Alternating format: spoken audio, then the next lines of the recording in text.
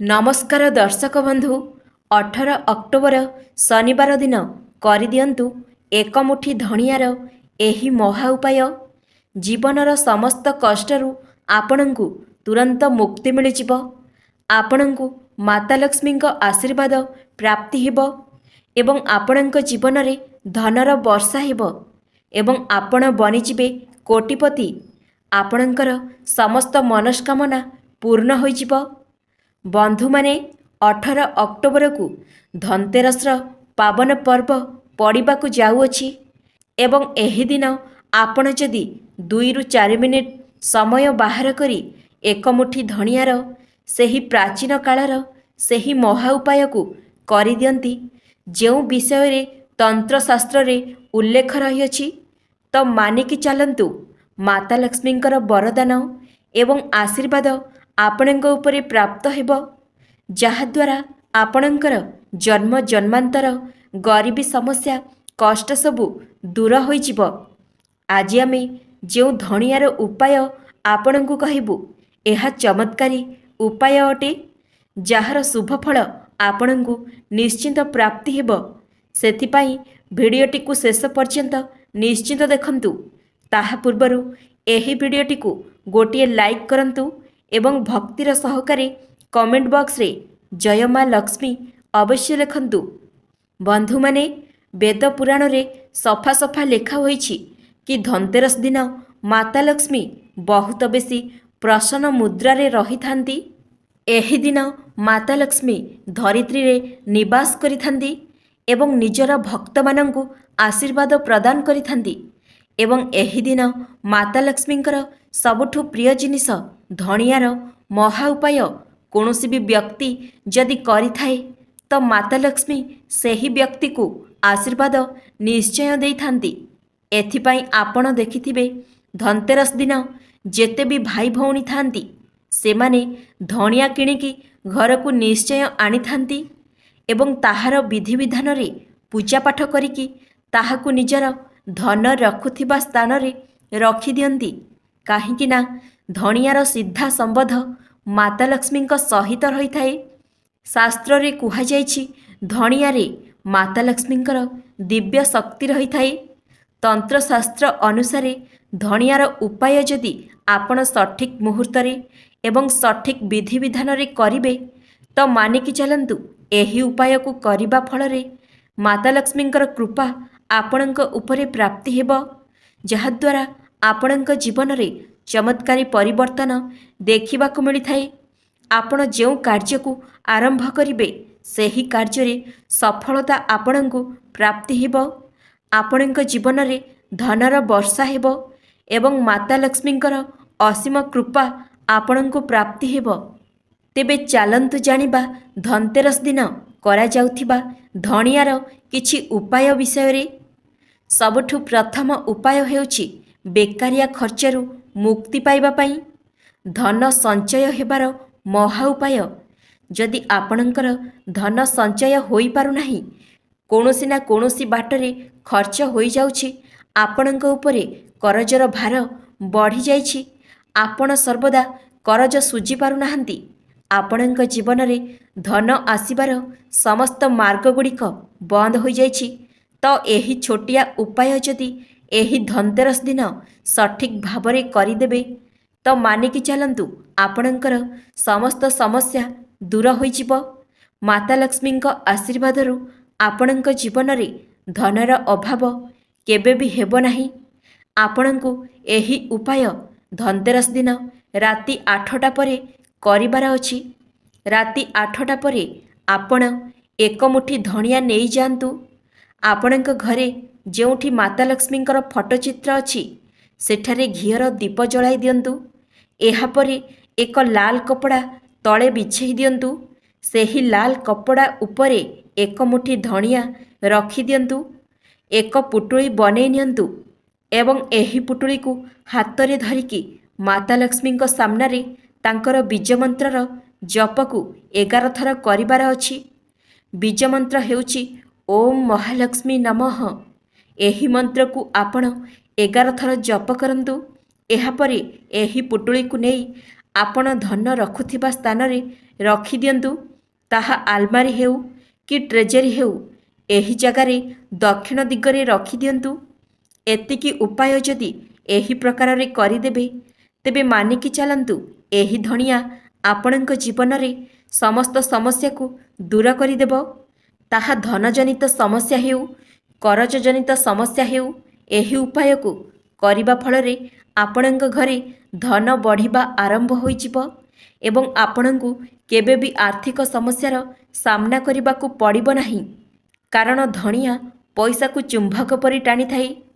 ବନ୍ଧୁମାନେ, ଦ୍ୱିତୀୟ ଉପାୟ ହେଉଛି ଶୁକ୍ର ଗ୍ରହକୁ ମଜବୁତ ବନାଇବାର ମହା ଉପାୟ। ଯେଉଁ ବ୍ୟକ୍ତିର ଶୁକ୍ର ଗ୍ରହ ମଜବୁତ ଥାଏ, ସେହି ବ୍ୟକ୍ତିକୁ କେବେ ବି ଆର୍ଥିକ ସମସ୍ୟାର ସାମ୍ନା କରିବାକୁ ପଡ଼ିନଥାଏ। ସେହି ବ୍ୟକ୍ତି ସମସ୍ତ କାର୍ଯ୍ୟରେ ସଫଳତା ଲାଭ କରିଥାଏ। ଶୁକ୍ର ଗ୍ରହର ନିୟନ୍ତ୍ରଣ ମାତା ଲକ୍ଷ୍ମୀଙ୍କ ହାତରେ ହୋଇଥାଏ। ଧନତେରସ ଦିନ ମାତା ଲକ୍ଷ୍ମୀ ଧରିତ୍ରୀକୁ ବାସ କରିବାକୁ ଆସିଥାନ୍ତି ଏବଂ ଏହି ଦିନ ଯଦି ଆପଣ ଏକ ମୁଠି ଧଣିଆର ସେହି ମହା ଉପାୟ କରିଦେବେ, ଯାହା ଆମେ ଆପଣଙ୍କୁ ବତାଇବାକୁ ଯାଉଅଛୁ, ତ ମାତା ଲକ୍ଷ୍ମୀଙ୍କ ଆଶୀର୍ବାଦରୁ ଆପଣଙ୍କର ଶୁକ୍ର ଗ୍ରହ ମଜବୁତ ହୋଇଯିବ। ଆପଣଙ୍କ ପାଖରେ କେବେ ବି ଧନର କମି ହେବ ନାହିଁ। ଆପଣ ଜୀବନରେ ବହୁତ ଉନ୍ନତି କରିବେ।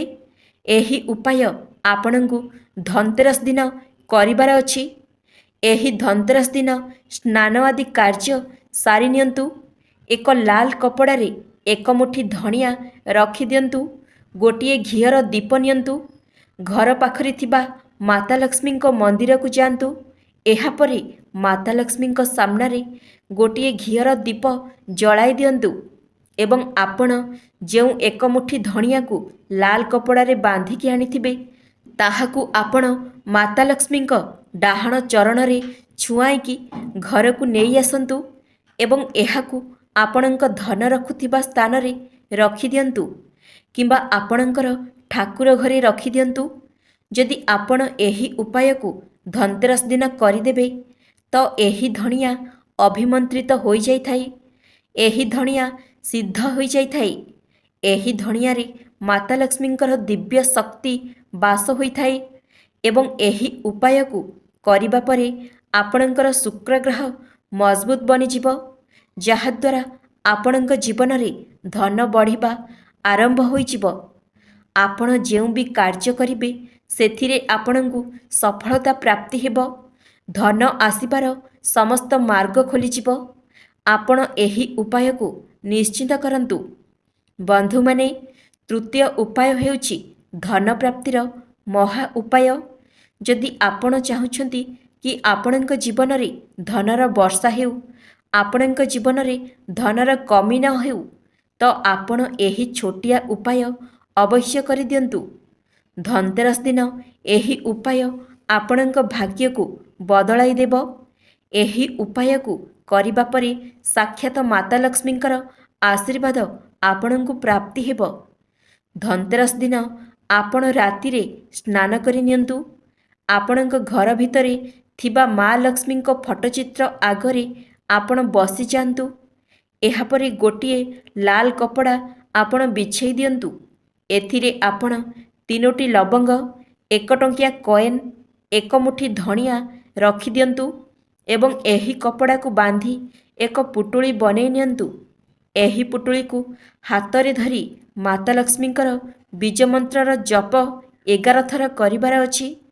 ବୀଜମନ୍ତ୍ର ହେଉଛି ଓମ୍ ମହାଲକ୍ଷ୍ମୀ ନମଃ।